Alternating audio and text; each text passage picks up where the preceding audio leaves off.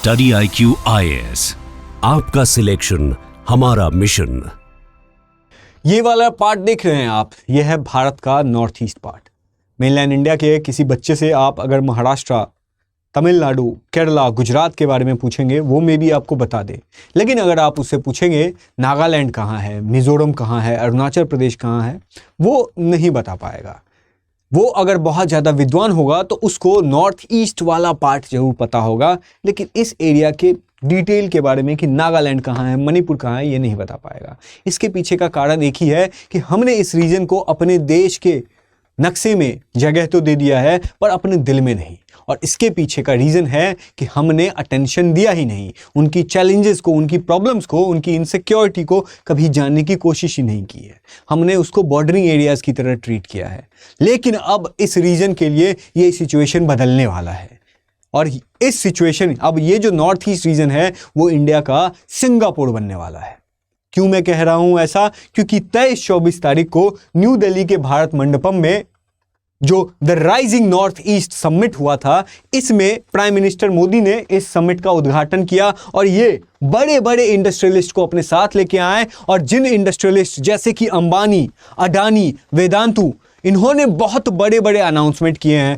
Total 2 lakh crore से ज़्यादा तक का जो है वो इन्वेस्टमेंट हुआ है। IMF बेल पैकेज जो पाकिस्तान को मिला है, उससे कहीं गुना ज़्यादा हमारे नॉर्थ ईस्ट रीजन में अब इन्वेस्टमेंट होगा। और इस वजह से हमारा नॉर्थ ईस्ट रीजन जो है वो कई गुना ज़्यादा डेवलप हो पाएगा। और इसके पीछे, ये अनाउंसमेंट करने के पीछे बहुत सारा कारण है। चाइना फैक्टर तो है ही, लेकिन और सब भी बहुत सारा कारण है जिसको हम आने वाले अभी जानेंगे। तो hello and welcome, this is study IQ and I am Prashant Jha. इस सेशन में क्या हुआ था कि ये मिनिस्ट्री ऑफ डिपार्टमेंट, ये जो नॉर्थ ईस्ट रीजन वाला है मिनिस्ट्री, इसके द्वारा एक समिट बनाया गया जिसमें रिलायंस जो अकेले 50,000 करोड़ का इन्वेस्टमेंट कर रहे हैं, अडानी 50,000 करोड़ का इन्वेस्टमेंट कर रहे हैं, सॉरी ये रिलायंस जो 75,000 करोड़ का इन्वेस्टमेंट कर रहे हैं आने वाले 5 साल में, अडानी 50,000 करोड़, वेदांतु 80,000 करोड़ का इन्वेस्टमेंट कर रहे हैं। और उसके पीछे का बहुत सारा कारण है जो, लेकिन हम सबसे पहला कारण देखेंगे वो चाइना फैक्टर है। हमने देखा है बहुत सारा सैटेलाइट इमेज में, आपने देखा होगा कि कैसे जो हमारा नॉर्थ ईस्ट रीजन है, सबसे पहले ये जो रीजन है वो चाइना, भूटान, म्यांमार, बांग्लादेश से कनेक्ट है, ये हम सब जानते हैं। कई बार चाइना की तरफ से, बांग्लादेश की तरफ से चिकन नेक्स को लेकर के हमें इतना ज़्यादा प्रॉब्लम झेलने को मिला है, क्योंकि जो नॉर्थ ईस्ट वाला पूरा रीजन है उससे कनेक्टेड होने का जो एक जरिया है वो है हमारा चिकन स्नेक। और इसी वजह से ये बहुत ज़्यादा कंट्रोवर्सी में रहता है। लेकिन अब क्या सिचुएशन हो रहा है कि चाइना जो है वो अपने बॉर्डरिंग एरियाज, जो अरुणाचल प्रदेश के बॉर्डरिंग एरियाज हैं उनके, वहां पे वो कंटिन्यूअसली जो है वो इंफ्रास्ट्रक्चर बिल्ड कर रहा है, कंटिन्यूअसली जो है वो घर बना रहा है, वहां पे वहां के लोगों को बसा रहा है, जिसकी वजह से वहां के जो लोग हैं वो जो रीजन है वो डेवलप हो रहा है। लेकिन हमारे देश में ऐसा हो नहीं रहा था। तो इसकी वजह से जो चाइना का इंफ्रास्ट्रक्चर है LAC वाले रीजन में, ये बहुत इंपॉर्टेंट हो जाता है। क्यों इंपॉर्टेंट हो जाता है? तो इसके पीछे का कारण है सलामी स्लाइसिंग, कि पहले नॉर्थ ईस्ट रीजन का जो बॉर्डरिंग एरियाज है चाइना के साथ जो है हमारा, चाइना क्या करता है, थोड़ा दूर ऑक्यूपाई किया, उसमें इंफ्रास्ट्रक्चर बिल्ड कर दिया, फिर थोड़ा दूर, क्योंकि बहुत बड़े बड़े टेरेन है, माउंटेन है, वहां पे बॉर्डर्स कई जगह ऐसे हैं जो क्लियरली ड्रॉ भी नहीं किया गया है, तो उस रीजन में क्या करते हैं, ऑक्यूपाई करते हैं, बसा देते हैं, फिर ऑक्यूपाई करते हैं, फिर बसा देते हैं। तो इसी वजह से ये बहुत ज्यादा थ्रेट वाली सिचुएशन अराइज हो जाती है। और ये जो समिट हुआ है इसकी वजह से कनेक्टिविटी स्ट्रांग होगी, हमारी सिक्योरिटी स्ट्रांग होगी, और इकोनॉमिक ग्रोथ जो है वो तो होता ही है। और इसके बारे में सारे के बारे में हम थोड़ा थोड़ा डिस्कस करेंगे, क्योंकि जो आपका प्रीलिम्स है, प्रीलिम्स के बाद मेंस होगा। और अगर ये the rising north east region है तो मैं मोस्ट प्रोबेबली ये गेस कर रहा हूं कि इससे रिलेटेड आपका एक क्वेश्चन आएगा ही आएगा। और अगर आपका एक क्वेश्चन आएगा तो आपके पास बहुत सारा मटीरियल हो जाएगा बताने के लिए। तो ये वाला रीजन तो हमने समझ लिया। और इकोनॉमिक ग्रोथ एक और इंपॉर्टेंट चीज है कि ये सब जो रीजन है इसके थ्रू हम क्या कर सकते हैं कि साउथ ईस्ट एशिया में जो है वो ट्रेड भी कर सकते हैं। और ऐसा प्रधानमंत्री मोदी ने अपने स्पीच में भी कहा है कि अगर हमारा नॉर्थ ईस्ट रीजन डेवलप होगा तो इससे ट्रेड की संभावनाएं भी बढ़ेगी, और इससे फायदा किनको होगा, तो हमारे नॉर्थ ईस्ट रीजन को होगा फायदा। क्योंकि देखो, जो ट्रेड होता है, इंपोर्ट एक्सपोर्ट होता है, इसके लिए सबसे अच्छा जहां पे जितना ज्यादा इंफ्रास्ट्रक्चर अच्छा होता है वहां का ट्रेड उतना ज्यादा इंपॉर्टेंट होता है। और इसी वजह से हम क्या कर रहे हैं, नॉर्थ ईस्ट रीजन में जो है वो इंफ्रास्ट्रक्चर बिल्ड कर रहे हैं। आप देख रहे होंगे ये सुंदर सा ब्रिज क्या है, ये सुंदर सा ब्रिज है बोगीविल ब्रिज। और हमने बोला कि चाइना ये डेवलप कर रहा है जिसकी वजह से क्या होता है कि हमारे सिक्योरिटी चैलेंज होता है। और यही सेम चीज 1962 में हुआ था जब हमारे पास बोगीविल ब्रिज जैसा इंफ्रास्ट्रक्चर नहीं बिल्ड किया था। क्योंकि हम आपको बता दें कि क्या हुआ था 2014 से पहले जो हमारी सिचुएशन थी, 1962 के बाद तक भी बहुत ज्यादा सिचुएशन रहा, वो ये रहा कि हम डिफेंसिव खेलते रहे। हमको ये लगता रहा कि हमारे पास, क्योंकि जो माउंटेन रीजन है वहां पे इंफ्रास्ट्रक्चर बिल्ड करना डिफिकल्ट है, इंपॉसिबल नहीं है, डिफिकल्ट है, बट चाइना बिल्ड करते आ रहा है। उसकी वजह से क्या करता आ रहा था, 1962 में चाइना ने हमारे अरुणाचल प्रदेश तक को कैप्चर कर लिया था। बाद में उन्हें वापस जाना पड़ा, वो अलग बात है, पर उन्होंने कैप्चर कर लिया था। पर हम अरुणाचल प्रदेश तक पहुंच ही नहीं पाए।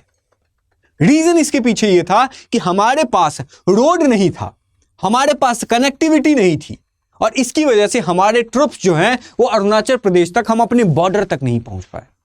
और इसकी वजह से अरुणाचल प्रदेश चाइना के कैप्चर में आ गया था। और यह गलती हम नहीं दोहराएंगे।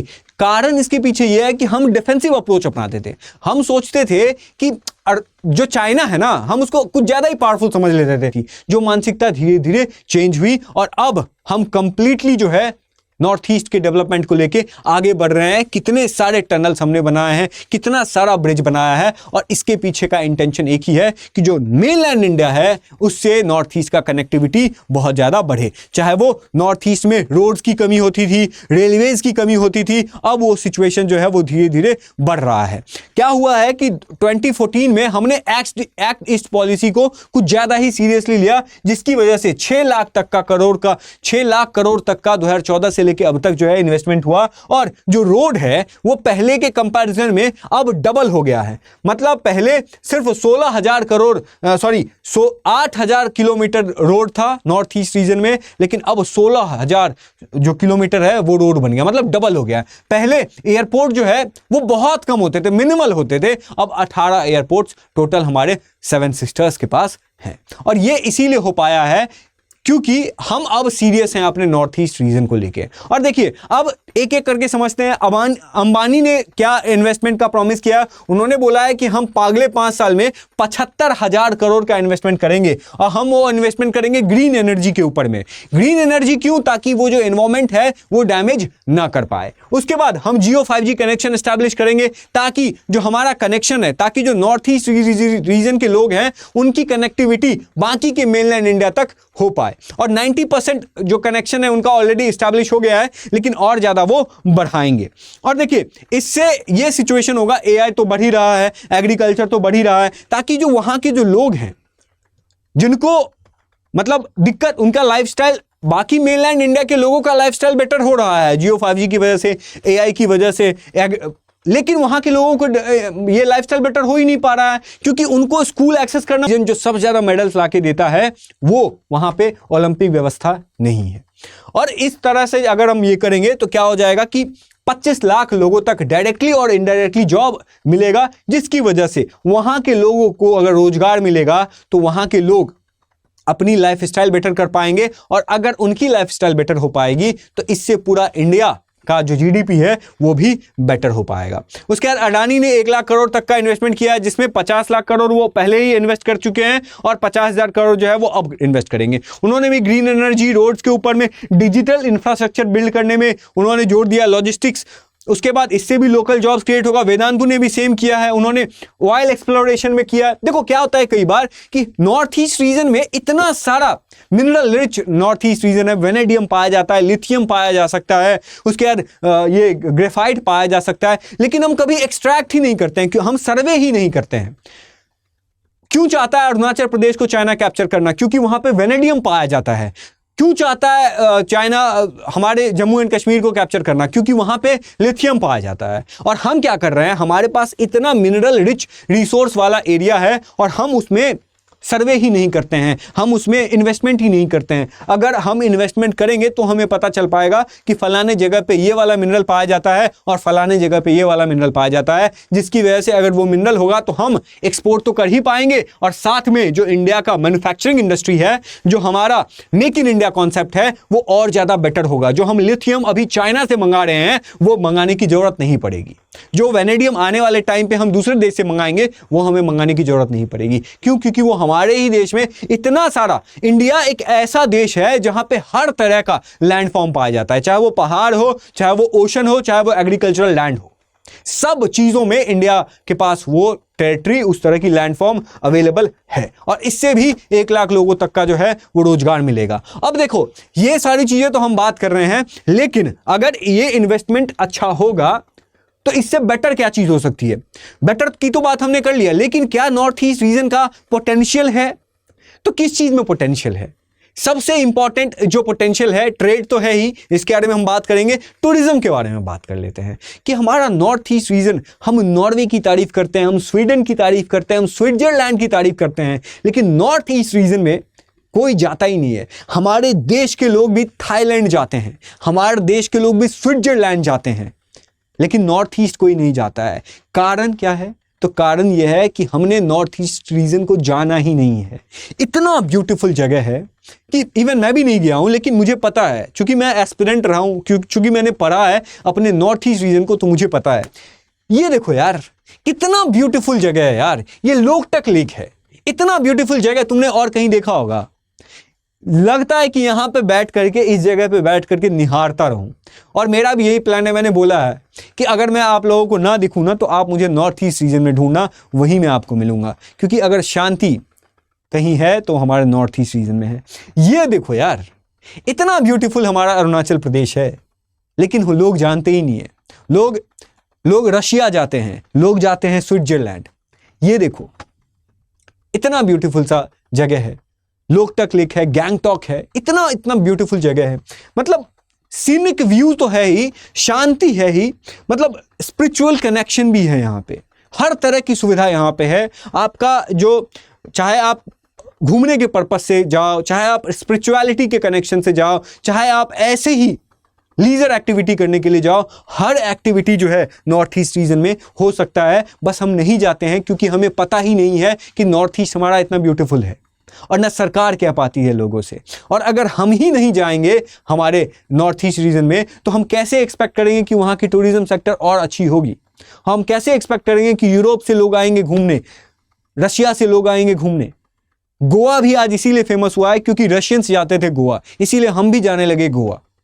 मतलब हमारे देश को फेमस कर रहे हैं यूरोपियंस, और इसीलिए हम फेमस कर रहे हैं।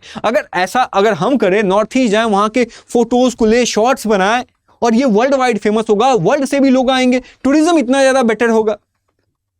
और इसीलिए शायद पीएम मोदी ने नॉर्थ ईस्ट रीजन को, हमारी 7 सिस्टर्स को अष्टलक्ष्मी कहा है। अब देखिए, जो इनके पीछे जो पोटेंशियल है टूरिज्म का, तो हमने देखा काजीरंगा जैसे जो पार्क हैं, वो जाओगे आप देखोगे, रिवर है, अमेजिंग है। हॉर्नबिल फेस्टिवल है, एक मेरा फ्रेंड है, वो नॉर्थ ईस्ट रीजन का, वो हमेशा कहता है कि हॉर्नबिल फेस्टिवल में आप लोगों को आना चाहिए, और ये हॉर्नबिल फेस्टिवल वहां का सबसे फेमस है। बट आप लोगों से एक क्वेश्चन है, आपका कल एग्जाम है, आप लोगों से क्वेश्चन है कि ये जो हॉर्नबिल फेस्टिवल है, ये कौन से स्टेट में मनाया जाता है? ये आप नीचे कमेंट सेक्शन में जरूर बताएंगे। उसके बाद पोटेंशियल देखिए कि जो टी है, जो पूरे दुनिया में जो सबसे ज्यादा फेमस चाय है, वो दार्जिलिंग टी है। और जो आसाम में पाया जाता है, ये जो आसाम का जो टी है, इंडिया का 50% टी है। मतलब जो इंडिया में जो चाय की खेती होती है, उस चाय की खेती में 50% चाय की खेती आसाम में ही होती है। ये तो हम बचपन से ही सुने हैं। बैम्बू, जो इंडिया का जो बैम्बू है, ये इंडिया का बैम्बू कैपिटल कहा जाता है नॉर्थ ईस्ट रीजन को। और बैम्बू से इतने अमेजिंग, यहाँ मैंने पिक्चर्स नहीं डाले हैं, बट आप गूगल पे जाएंगे तो आपको देख पाएंगे, बैम्बू से इतने अमेजिंग, बैम्बू सोच करके आपके पास वो जो बांस का इमेजिनेशन आता होगा, लेकिन उससे इतना बड़ा इतना सुंदर जो फर्नीचर है वो बनाया जा सकता है। और अगर हमने इसमें इन्वेस्टमेंट किया तो हम उस फर्नीचर को एक्सपोर्ट भी कर सकते हैं, साउथ ईस्ट एशिया में एक्सपोर्ट कर सकते हैं, यूरोप में एक्सपोर्ट कर सकते हैं, और इससे नॉर्थ ईस्ट रीजन को बेनिफिट होगा ही, और हम फॉरेन एक्सचेंज रिजर्व भी कमाएंगे। मिनरल्स, वेनेडियम, ग्रेफाइट, जो पोटेंशियल लिथियम है। उसके बाद जियोथर्मल, दिरांग में जो अरुणाचल प्रदेश में जियोथर्मल एनर्जी है, तो इस मतलब फर्स्ट जियोथर्मल सिटी बनाया जा सकता है। तो बहुत सारा नॉर्थ ईस्ट का पोटेंशियल है, और कई सारा पोटेंशियल तो ऐसा है जो हमने जाना ही नहीं है। और अगर हमने नॉर्थ ईस्ट रीजन को ग्रो किया तो इससे इंडिया को कैसे बेनिफिट होगा? सबसे पहले अगर हमने ओलंपिक सेंटर्स क्रिएट किए, उसको मजबूत किया, तो हमारे जो मेडल्स पहले जितने आते हैं उससे कहीं ज़्यादा मेडल हमारा और आ पाएगा, क्योंकि वहाँ के लोग ओलंपिक्स में बहुत ज़्यादा बेस्ट होते हैं। उसके बाद जो रीजनल डिस्पैरिटीज हैं, जो इंडिया का जो मेनलैंड है वहां पे लोगों के पास पैसा है, वहां के लोगों के पास, मेनलैंड इंडिया के लोगों के पास सुविधा है, लेकिन नॉर्थ ईस्ट रीजन में सुविधा नहीं है। वहां के लोगों के पास अस्पताल का कनेक्शन नहीं है, वहां के लोगों के पास एजुकेशन का कमी है क्योंकि स्कूल्स नहीं है।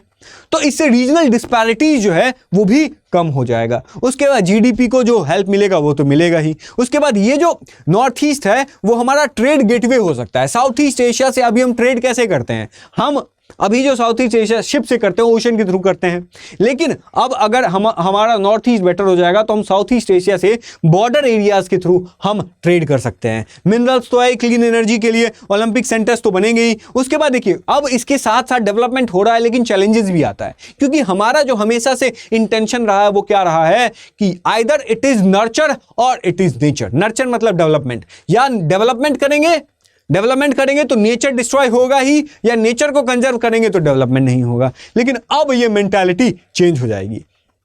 कैसे चेंज हो जाएगी ये समझेंगे, लेकिन पहले समझिए कि जो 70% ऑफ इंडिया ऑर्चिड इतनी ब्यूटीफुल फ्लावर है, इसका 70% जो है वो नॉर्थ ईस्ट रीजन में पाया जाता है। कई सारे इंडेंजर्ड स्पीसीज हैं जो कि आप जो है वो अपने वो जो सिलेबस होता है, क्वेश्चंस होता है, ये आप लगाते लगाते याद करते करते आपको पता चल गया होगा कि नॉर्थ ईस्ट का जो इंपॉर्टेंस है इंडेंजर्ड स्पीसीज के मामले में कितना ज़्यादा है। 200 से ज़्यादा एथनिक ग्रुप्स हैं जिनका अपना अलग अलग कल्चर है, अलग लैंग्वेज है, इतना सारा ट्रेडिशंस है। उसके बाद माइनिंग, डैम, ये सब की वजह से अगर हम माइनिंग ज़्यादा करेंगे, ऑयल की एक्सट्रैक्शन करेंगे, वैनेडियम की एक्सट्रैक्शन करेंगे, जिसकी वजह से डैम बनाएंगे, जिसकी वजह से जो इकोसिस्टम है वो बर्बाद होने के कगार पे आ सकता है। और इसका सॉल्यूशन एक ही है कि हम सस्टेनेबल एनर्जी यूज करें। हम क्या करें? नर्चर वर्सेस नेचर नहीं, हम नेचर विथ नर्चर करेंगे, हम डेवलपमेंट विथ नेचर करेंगे, और वो हम कर सकते हैं सस्टेनेबल एनर्जी के द्वारा। सस्टेनेबल एनर्जी, सस्टेनेबल डेवलपमेंट क्या होता है नीचे आप कमेंट सेक्शन में जरूर बताएंगे। और देखिए एक चीज और, अगर आपको ऐसे ही वीडियो का नोटिफिकेशन चाहिए या मुझसे कनेक्ट करना है तो आप इस आस्क प्रशांत 03 जो मेरा टेलीग्राम चैनल है और यही मेरा इंस्टाग्राम हैंडल भी है, इससे आप हमसे कनेक्ट कर सकते हैं। उसके बाद देखिए ये जो चैलेंजेस है, इस चैलेंजेस को हम अपना आपदा को अवसर में बदल सकते हैं। 2 लाख करोड़ तक का हम जो इन्वेस्टमेंट लाएंगे तो हम ऐसे इन्वेस्टमेंट करें जो ग्रीन हो, ग्रीन एनर्जी की बात की है, जो सस्टेनेबल हो। 2 लाख करोड़ का जॉब्स कनेक्शन होगा, नेचर विथ नर्चर होगा। उसके बाद नॉर्थ ईस्ट जो है वो इंडिया का नया पावर हाउस बन जाएगा, जो हमारे मोदी जी का विजन है, जो हमारे गवर्नमेंट का यही प्लान है। और इसकी वजह से पूरा कंट्री जो है वो प्राइड कर पाएगा, पूरा कंट्री जो एंजॉय कर पाएगा। अगर वहां पे इंफ्रास्ट्रक्चर बिल्ड हो जाएगा तो हमारे लिए टूरिज्म आसान हो जाएगा, अगर वहां पे इन्वेस्टमेंट आएगा तो हमारे लिए जॉब अपॉर्चुनिटीज भी बढ़ जाएगी, और अगर वहां पे इन्वेस्टमेंट आएगा, अगर वहां का इकोनॉमी बढ़ेगा तो इससे इंडिया की जीडीपी पे भी असर पड़ेगा, इंडिया की जीडीपी जो है वो और ज्यादा बेटर होगी। तो यही था आज का सेशन। आई होप ये सेशन आपको अच्छा लगा होगा। अगर आपको ये वीडियो अच्छा लगा तो इस वीडियो को लाइक और चैनल को सब्सक्राइब करना ना भूले। फिर मिलते हैं आपसे किसी नेक्स्ट वीडियो में किसी नेक्स्ट टॉपिक को डिस्कस करते हुए। तब तक के लिए थैंक यू सो मच और keep learning. Study IQ IAS, आपका सिलेक्शन हमारा मिशन।